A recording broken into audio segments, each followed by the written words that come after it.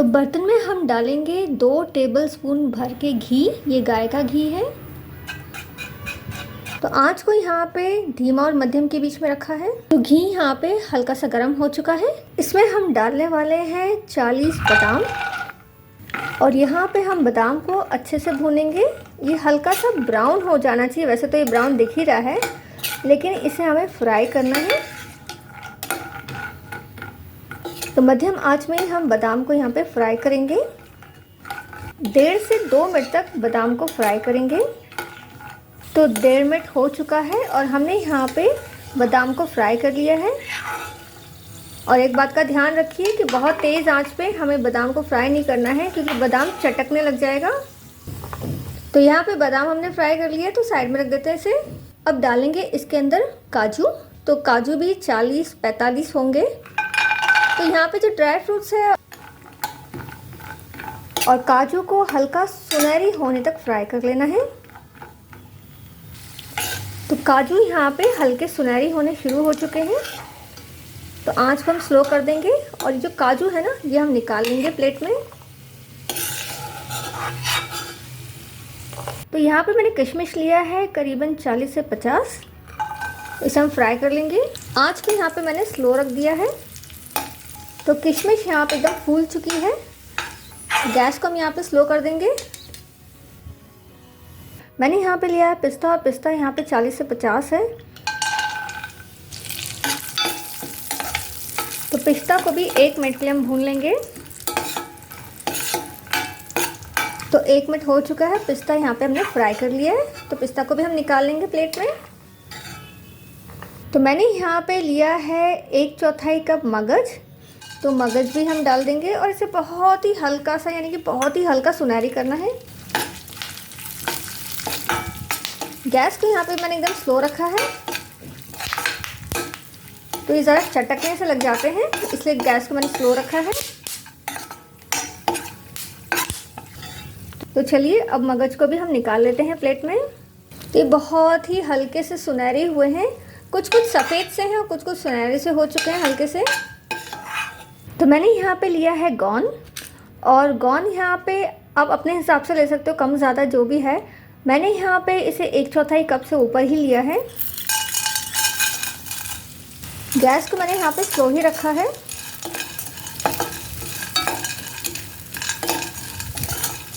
और गौन को हम यहाँ पे तब तक फ्राई करेंगे जब तक ये पूरी तरह से फूल ना जाए। मैंने यहाँ पे 1 टेबलस्पून घी ऊपर से और डाला है, क्योंकि एकदम सूखा सूखा सा हो रहा था। तो गौन यहाँ पे अच्छे से फ्राई हो चुकी है। तो गौन को भी हम निकाल लेते हैं। अब फिर से हम डालने वाले हैं 2 टेबलस्पून घी, और घी यहाँ पे थोड़ा भर के ही डालेंगे। अब इसमें हम डालने वाले हैं मखाना। तो जो मखाने हैं वो 4 कप है। अच्छे से हमें इसे हल्का सा सुनहरी होने तक फ्राई कर लेना है। मखानों को हम यहाँ पे 2 से 3 मिनट तक अच्छे से भून लेंगे, ताकि कुरकुरा हो जाए। और आंच को मैंने यहाँ पे मध्यम और तेज़ के बीच में रखा है। तो मखाने हमारे यहाँ पे तैयार हो चुके हैं। इसे भी हम निकालेंगे प्लेट में। अब फिर से हम डालेंगे 1 टेबलस्पून घी। मैंने यहाँ पे लिया है कसा हुआ नारियल, और ये फ्रेश नारियल है। आप चाहो तो सूखा नारियल को भी ग्रेट कर सकते हो, बहुत ज़्यादा मोटे मोटे ग्रेट नहीं करना है। तो ये बड़ा साइज़ का नारियल है, और मेजरिंग कप के हिसाब से ये कुछ 3 कप हो जाएगा। आँच को मैंने यहाँ पे मीडियम रखा है। तो हम यहाँ पे इसे करीबन 3 मिनट तक अच्छे से भूनेंगे। तो फ्रेश नारियल जो हमने भुना है वो हल्का सा, बहुत ही हल्का सा सुनहरी हुआ है। यहाँ पे मैंने लिया है 3 टेबलस्पून खसखस। तो हम खसखस भी डाल देंगे। और ये जो फ्रेश नारियल है अच्छे से मैंने भून लिया है, और करीबन 10 मिनट तक मैंने इसे भूना है।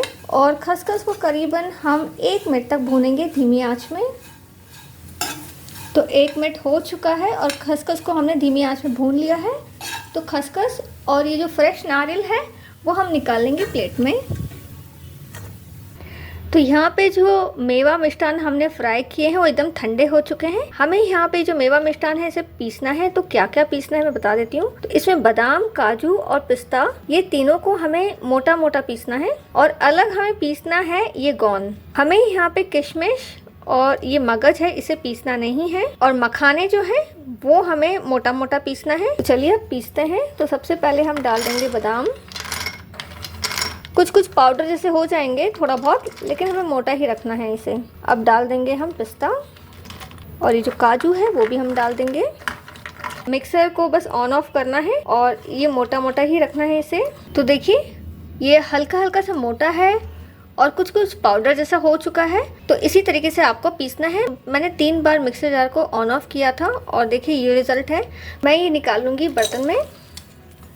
अब ये जो गोंद है इसे हम पीस लेंगे। तो गोंद का तो एकदम फाइन पाउडर बनाना है हमको। तो चलिए गोंद को भी हम पीस लेते हैं। तो देखिए गोंद का भी हमने पाउडर तैयार कर लिया है। तो ये जो गोंद का पाउडर है ये भी हम मिक्स कर लेंगे इस काजू, बादाम और पिस्ता के जो मिक्सचर तैयार किया है हमने वो। साथ ही साथ में ये जो मगज जो हमने फ्राई किया है वो हम डाल देंगे। साथ ही साथ में ये किशमिश जो हमने फ्राई की है वो भी हम डाल देंगे इसमें। अब हम पीस लेंगे ये मखाने। तो मखाने हमें मोटा मोटा ही पीसना है। तो आप चाहो तो बड़ा जो मिक्सर जार होता है उसमें डाल दीजिए। तो मैं यहाँ पे 2 से 3 बार मिक्सर जार में ये मखाने डालूँगी और मोटा मोटा पीस लूँगी। तो देखिए मैंने यहाँ पे मखाने को एक बार में ही इस तरह से पीस लिया है, यानी कि मोटा मोटा ही रखा है। कुछ कुछ टूट गए हैं, कुछ कुछ पाउडर में हैं और कुछ कुछ एकदम पूरे के पूरे हैं। तो इसी तरीके से हमें मखाने को पीसना है। तो ये जो मखाना है वो हम डाल देंगे इस बर्तन में। ये जो बचा हुआ मखाना है इसे भी हम मोटा मोटा पीस लेंगे। साथ ही साथ में ये जो नारियल हमने भूना है खसखस के साथ, तो ये भी हम डाल देते हैं इसके अंदर। और सभी चीज़ों को हमें आपस में मिक्स कर लेना है। तो मैंने यहाँ पे सभी चीज़ों को अच्छे से मिक्स कर लिया है। तो चलिए अब चाशनी की तैयारी करती हैं। चाशनी जो बनाना होता है ना वो बहुत ज़्यादा महत्वपूर्ण होता है। मैंने यहाँ पे पैन लिया है और साथ ही साथ में लिया है शक्कर। ये मेजरिंग कप के हिसाब से जो शक्कर हमने ली है वो 2.25 कप है और ग्राम के हिसाब से ये 600 ग्राम है। और अब इसमें हम डालने वाले हैं पानी। मेजरिंग कप के हिसाब से 1 कप पानी डालेंगे। तो ये मैंने डाल दिया 1 कप और ऊपर से डालेंगे हम 1.25 कप और, यानी कि 1/4 कप पानी ऊपर से और डालेंगे। तो गैस को हम यहाँ पे ऑन कर देते हैं और आंच को यहाँ पे तेज़ ही रखना है। तो देखिए शक्कर घुलना शुरू हो चुकी है। पूरी तरह से शक्कर घुली नहीं है। तो चलिए अब चेक कर लेते हैं शक्कर घुली है कि नहीं। तो देखिए शक्कर पूरी तरह से घुल चुकी है। और क्योंकि शक्कर की मात्रा यहाँ पे ज़्यादा है और पानी की मात्रा कम है, तो ये जो चाशनी है जल्दी से चिपचिपी सी हो जाती है। जैसे कि आप देख रहे हो एकदम चिपचिपी सी हो रही है। तो बहुत ज़्यादा समय नहीं लगता है ऐसे एक तार की चाशनी बनाने में। तो हमें थोड़ा सा इस पर ध्यान देना है। तो बीच बीच में हम थोड़ा सा चेक करेंगे। तो बस 5 मिनट हुआ ही है और शक्कर जैसे कि पहले ही घुल चुकी थी। तो इस बात का हमें ध्यान रखना है कि हमें सिर्फ एक तार की चाशनी तैयार करनी है। चाशनी को चेक करते हैं कि एक तार की हुई है कि नहीं। तो देखिए जैसे कि आप देख रहे हो ये एक तार की बन चुकी है। तो बहुत ज़्यादा समय नहीं लगता है एक तार की चाशनी बनने में। और इसमें हम डालने वाले हैं ये इलायची का पाउडर। क्योंकि हम मिठाई बना रहे हैं, प्रसाद बना रहे हैं, तो इलायची का पाउडर तो डालते ही हैं। तो थोड़ा सा हमने इलायची पाउडर डाला है और अच्छे से हम मिक्स कर लेंगे।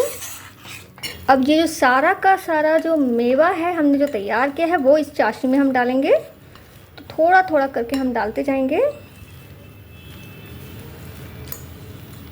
और बस हमें यहाँ पे इसे मिक्स करना है। आंच को हमें स्लो ही रखना है और स्लो आंच में सभी चीज़ों को आपस में मिक्स करना है। और आपको चेक कैसे करना है कि ये तैयार हो चुका है नहीं।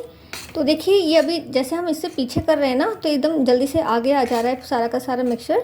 तो ये अभी पूरी तरह से तैयार नहीं हुआ है। तो थोड़ा सा हमें और इसे पकाना है धीमी आंच पे। तो यहाँ पे करीबन 6 से 7 मिनट हो चुका है धीमी आंच पे। एकदम धीमी आंच पे हमें इसे पकाना है। और देखिए एकदम बंधना शुरू हो चुका है। ये एकदम बंधा हुआ सा लग रहा है, एकदम पतला सा नहीं लग रहा है, एकदम बह नहीं रहा है। तो इसका मतलब है ये कि तैयार हो चुका है। तो अब इसे हम निकालेंगे बर्तन में। तो मैंने यहाँ पे स्टील की प्लेट ली है और अच्छे से इसे ग्रीस कर लिया है। तो ये मेवा पाक जो हमने तैयार किया है वो फैला देंगे बर्तन में।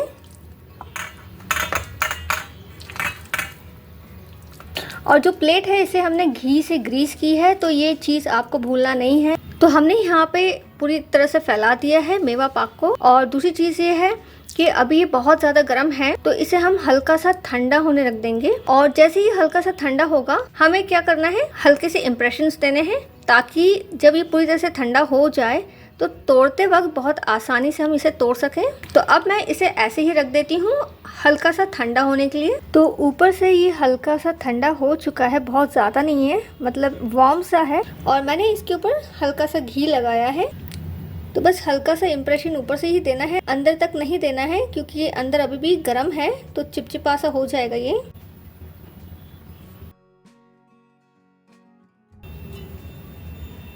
तो देखिए हमने यहाँ पे इम्प्रेशन दे दिए हैं। अब पूरी तरह से हम ठंडा होने से रख देंगे।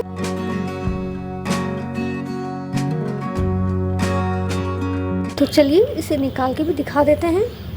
तो हमने यहाँ पे मेवा पाक तैयार कर लिया है, जैसे कि आप देख रहे हो बहुत ही ज़्यादा स्वादिष्ट है और बहुत ही ज़्यादा हेल्दी भी है। उपवास के समय भी आप इसे खा सकते हो, लेकिन ये हमने बनाया है जन्माष्टमी के प्रसाद के हिसाब से। तो मैं उम्मीद करती हूँ आपको ये मेवा पाक की मिठाई की रेसिपी पसंद आई होगी। तो आप इसे ज़रूर घर पे बनाइएगा जन्माष्टमी के समय।